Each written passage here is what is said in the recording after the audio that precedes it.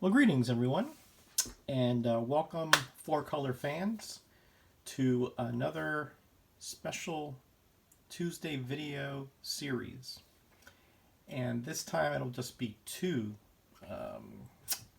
different videos, 2 weeks in other words, where I will be going through the complete run of Astonishing Tales, the Bronze Age series. And then I will be, in the second part, I will be segueing into all of the crossovers and appearances of Deathlok, the Demolisher. But for now, I'm going to start with the beginning of the series, as you can see here, from 1970, which starred Khazar and Doctor Doom. Two very different characters to be putting into one series, but again, they were they're actually split books, like Tales of Suspense, Tales to Astonish, things like that, that had really no crossover with each other.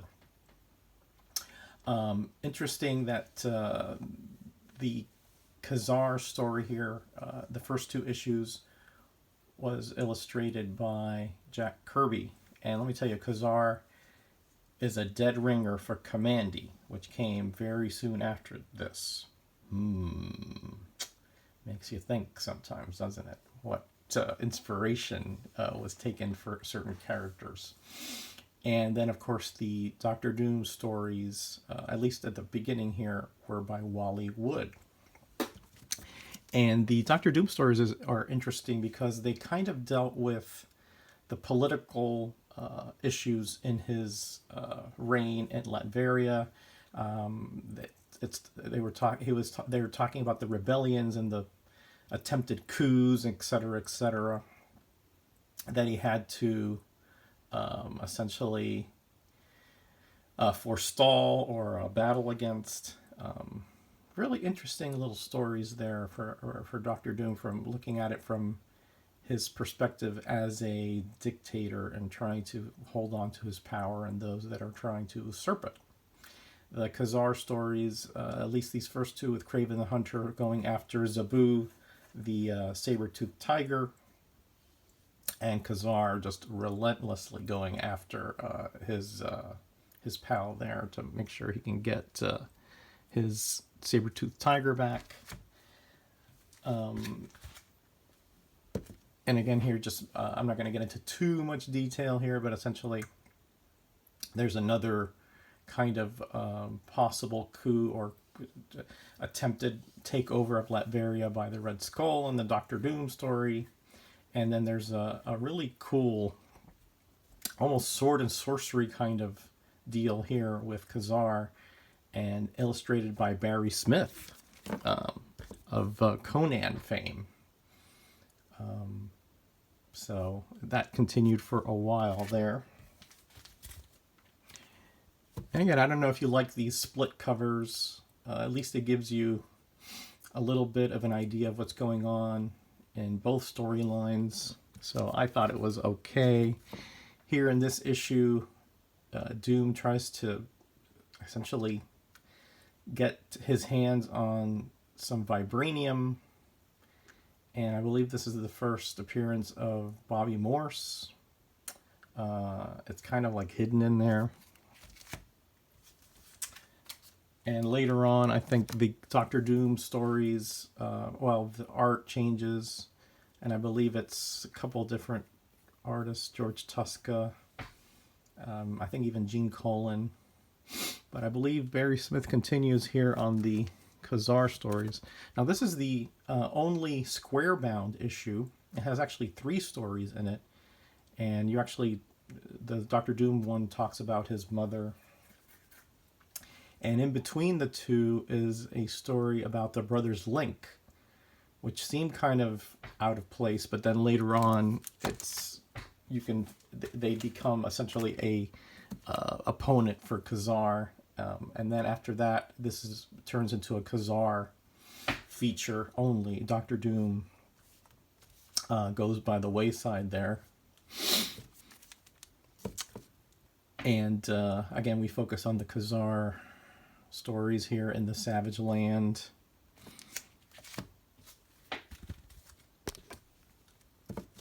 again, they're okay. I mean, here we got the origin of Khazar and Zaboo.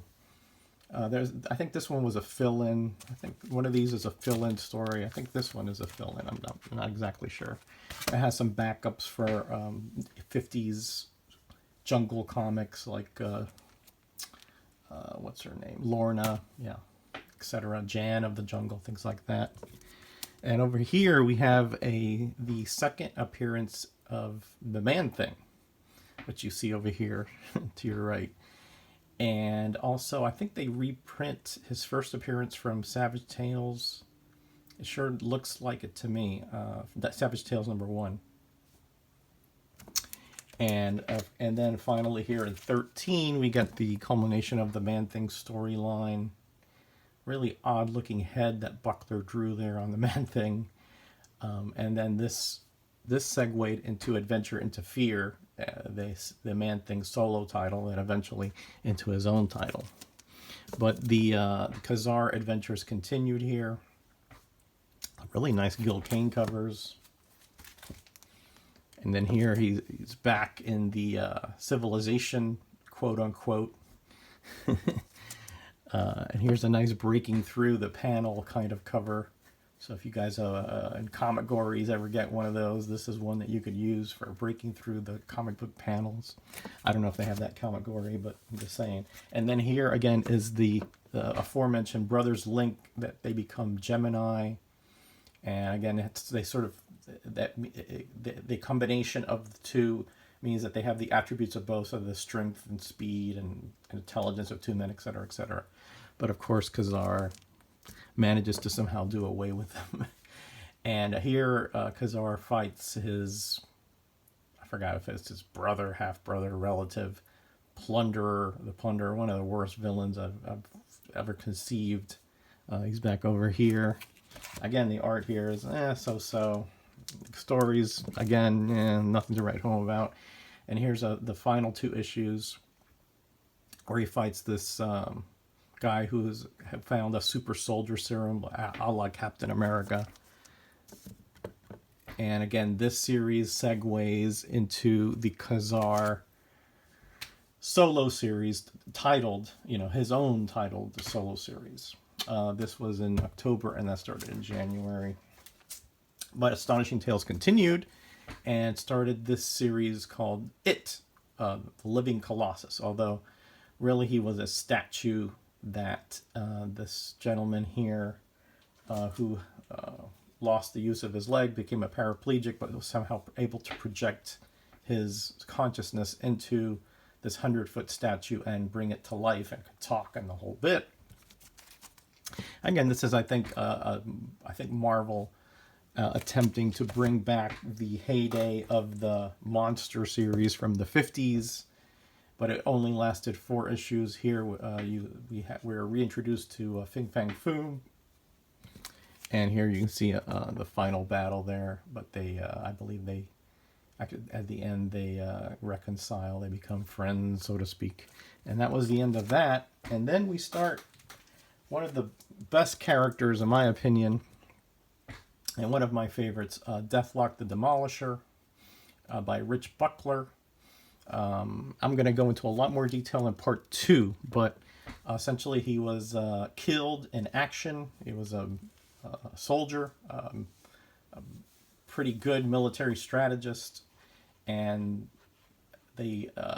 some perhaps quasi-governmental agency, or perhaps it was just the machinations of one kind of demented military leader, extracted part of his brain and placed it into a cyborg that, as you can see here, Deathlock, in order to give him the edge he needed to, assassinate, infiltrate, etc. Unfortunately, it backfired because that part of his consciousness, of Luther Manning's consciousness, was able to take over and override the programming that was put into him, and he became, at that point, the arch nemesis of that.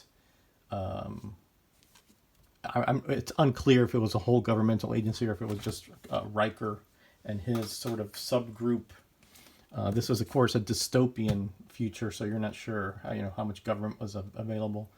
This is a kind of interruption in the series. It was a reprint of the first appearance of the Guardians of the Galaxy from Marvel Superheroes 18, I believe. But then we continue with the Deathlok storyline, where he again finds out that he died, and he's trying to find where his family is, and trying to reclaim his humanity,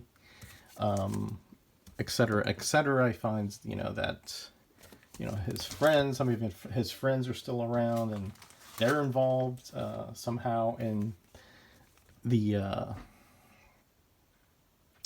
program which is creating cyborgs, etc., etc.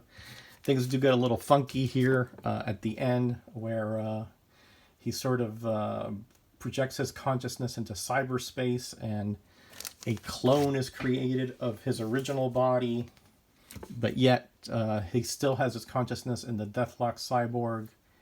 So I think things do get a little funky here at the end, a little bit unusual. But this is the last issue of Astonishing Tales, because after this the title was canceled. But the storyline did continue in various other issues, which I will be exploring in part 2 of this next Tuesday. But that's it for now. That is the complete set of Astonishing Tales 1 through 36 from 1970 through 1976.